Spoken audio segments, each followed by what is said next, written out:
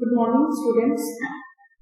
आज हम vector analysis में लाइन इंटीग्रल शुरू करेंगे। Line integrals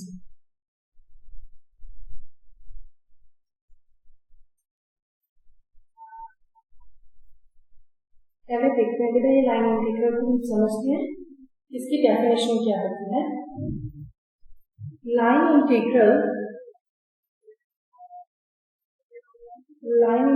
is an integral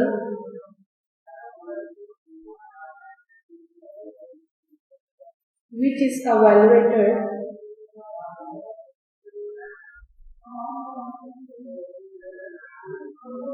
evaluated along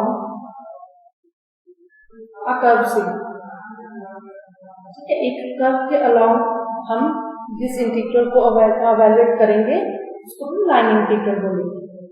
late F vector हमारे पास ये क्या है, वेक्टर पॉइंट फंक्शन है।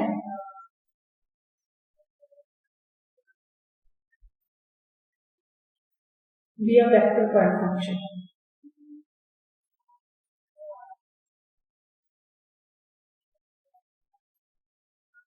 वेक्टर पॉइंट फंक्शन क्या होता है? वो फंक्शन होता है जिसमें वैल्यूज पुट करने पर आपके पास आंसर एक वेक्टर ही है। Clear? Function defined at each point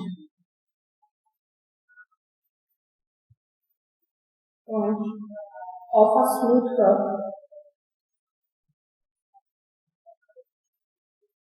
curve C। जो कर्व C है वो है from point A to the point B।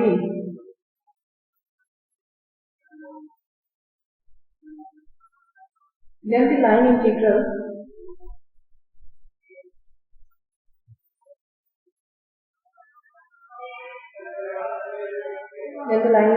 is defined as, हम इसको कैसे डिफाइन करेंगे?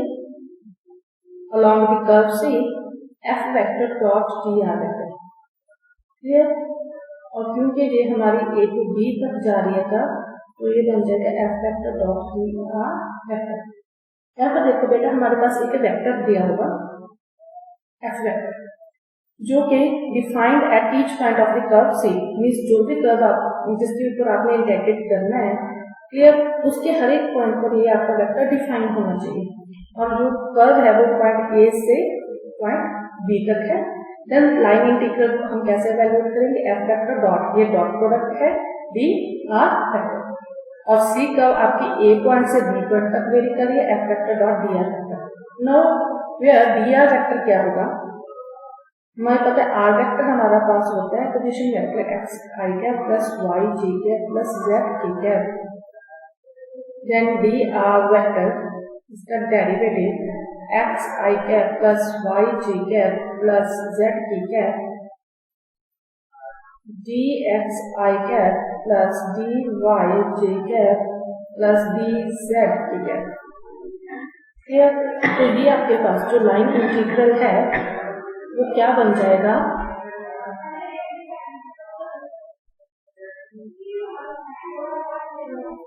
Plus f2 j cap plus f3 k cap dot dx i cap plus dy j cap plus dz k cap.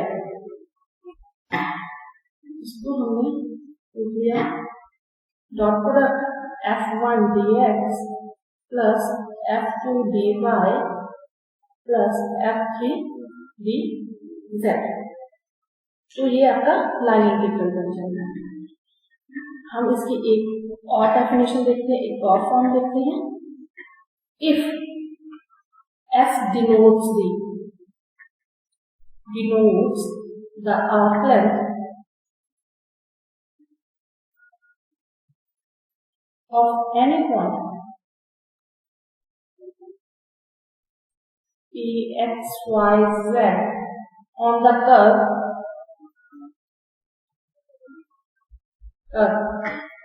from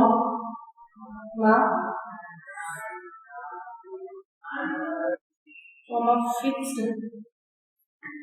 point, then dr by ds is the unit vector along the tangent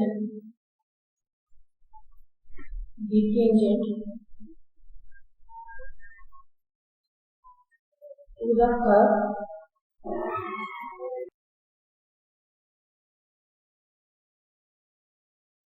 FP. Then line integral होगा f vector dot dr vector by ds into ds. हाँ जी बेटा, इसका क्या मतलब है? S denotes the arc length. मान लीजिए आपके पास arc, ठीक है, dn पॉइंट, इसके ऊपर एक पॉइंट है, and denotes the arc length of any point P on the curve from a fixed point. मान लीजिए फिक्स पॉइंट है, देन इसके ऊपर जो टेंजेंट होगी, ठीक है, वो टेंजेंट dr by ds होगी। तो ऐसे हम जो हमारे मेन कर्व होगी उसको हम छोटे छोटे पार्ट्स में ब्रेक कर सकते हैं, उनके ऊपर टेंजेंट्स सभी टेंजेंट्स लेते हैं। तो ऐसे हमारी क्या है, पूरी कर्व जो वो कंसीडर हो जाएगी। क्लियर? तब हमारा फॉर्मूला ये बनेगा। नाउ अगर हमारी इक्वेशन पैरामीट्रिक कोऑर्डिनेट्स में हो, ठीक है, पैरामीट्रिक इक्वेशंस में हो, if x xt, y equals to yt and z equals to zt, means x y z किसी और वेरिएबल t की फॉर्म में हो, then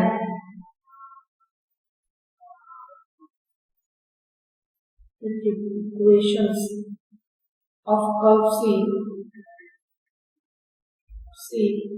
then a to b f vector dot dr vector equals to हमारे पास आएगा t equals to t1 to t2 fx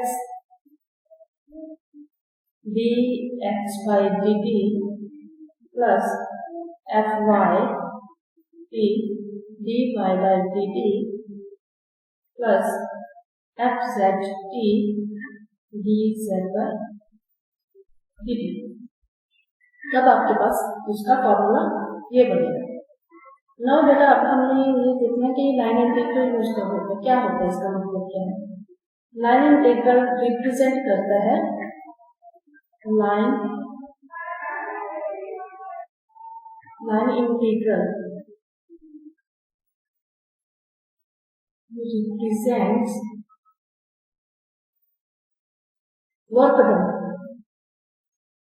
work done by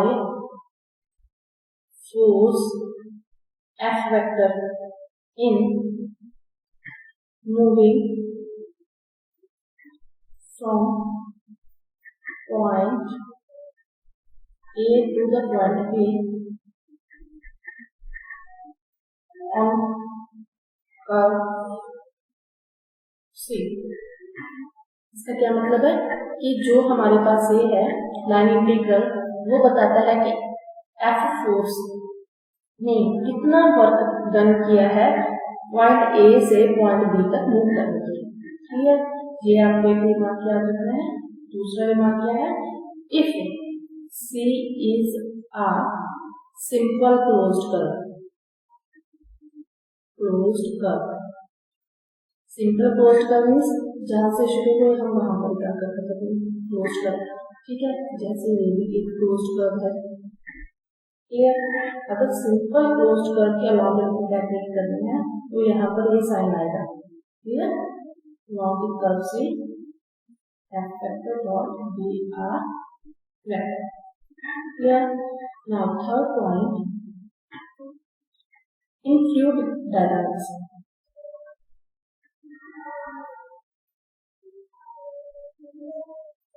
and line integral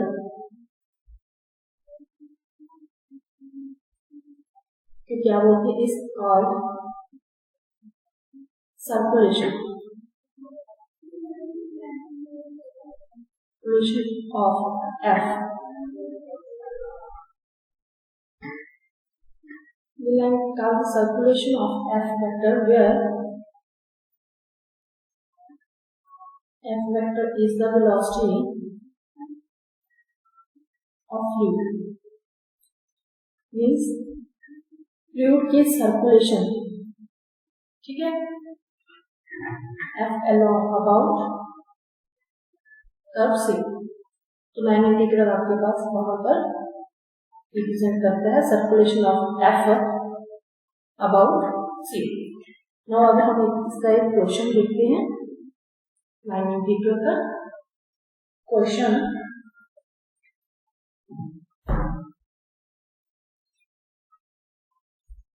If F vector equals to 3xy I cap minus y square j cap, then if F vector equals to this, evaluate line integral where C is the curve y equals to 2x square in the xy plane from 0 0 to 1। हाँ जी बेटा, हमारे पास यहाँ पर एक curve की equation दी हुई है। तो ये क्या है आपके पास, ये है अपर पैराबोला, ठीक है। अपर पैराबोला जो कि 0 0 पॉइंट से 1 2 पॉइंट मान लेते हैं, यहाँ पर 1 2 पॉइंट, ठीक है। तो हमारे पास ये कर्व है, इसके अलॉन्ग हमने ब्रैकेट करना है, ठीक है, ए पॉइंट से लेकर B point. Now F vector हमारे पास गिवन है 3xy I cap minus y square j cap, and dr क्या होगा हमारे पास, R वेक्टर क्या होता है x I cap plus y j cap. यहाँ पर j कैप का भी सफिशिएंट है। dr वेक्टर क्या होगा, dx I cap plus dy j cap. Clear. Now हमारे पास F भी आ गया, D भी आ गया, क्लियर। यहाँ पर अब लिमिट्स फाइंड करनी है। देखो बेटा, हमारे पास यहाँ पर जो इक्वेशन गिवन है, देखो ये गिवन है। आपने यहाँ पर x में जो y है, सॉरी F में जो y है, एक मेथड तो आपके पास ये है कि आप y की value in terms of x put कर दो। दूसरा मेथड क्या है कि आप x की value in terms of y put कर दो, क्लियर। तो हमारे पास y की वैल्यू 2x स्क्वायर है, तो long curve F vector dot dr vector क्या बनेगा हमारे पास, F vector 3xy I cap minus y square j cap dot dx I cap plus dy j cap equals to 3xy dx minus y square dy। अब हमारे पास यहाँ पर दो variables है ना, x और y, क्लियर। अब with respect to x integrate करें, x की लिमिट्स लेंगे, with respect to y integrate करें और y की लिमिट्स लेंगे। हमारे पास ये y इक्वल्स टू 2x के लिए, क्लियर। एक मेथड तो क्या है कि हम y की वैल्यू जहां पर भी y है वहां पर वैल्यू x में पुट कर दो, ठीक है। दूसरा मेथड क्या है कि जहां पर x है उसकी value in terms of y put कर दो। यहाँ से dy आ जाएगा 4x dx। हम यहाँ पर कर रहे हैं y की value in terms of x put कर रहे हैं। 3x y की value in terms of x put की 2x square dx minus y की value 2x square whole square dy 4x dx, clear. हाँ जी, अब सब कुछ a x में आ गया। अब x की लिमिट क्या होगी, इसकी लिमिट यहाँ से देखो, ये फर्स्ट टर्म क्या है आपके पास 0 है, इधर फर्स्ट क्या है 1 है, x वेरी कर रहा है 0 से 1, तो x की लिमिट होगी आपके पास 0 से 1, clear. x varies from 0 to 1, ये हो गया आपके पास 3 + 6x cube dx minus 2 × 4 = 16 x की power 2 to 4 and 5 dx equals to x equals to 0 to 1, 6x raised to power 1, 3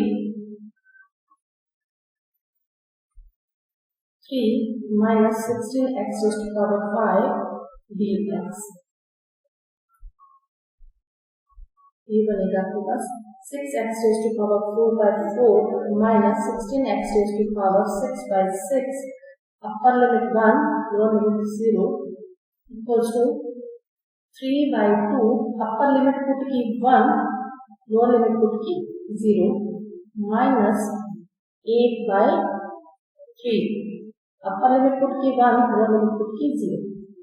You get 3 by 2 minus of 8 by 3 equals to as in here 6, 9 minus 3 to 8 is 16 equals to minus 7 by 6. ये आपके पास answer है. Hope so students आपको आज का lecture समझ आ गया होगा. Thank you.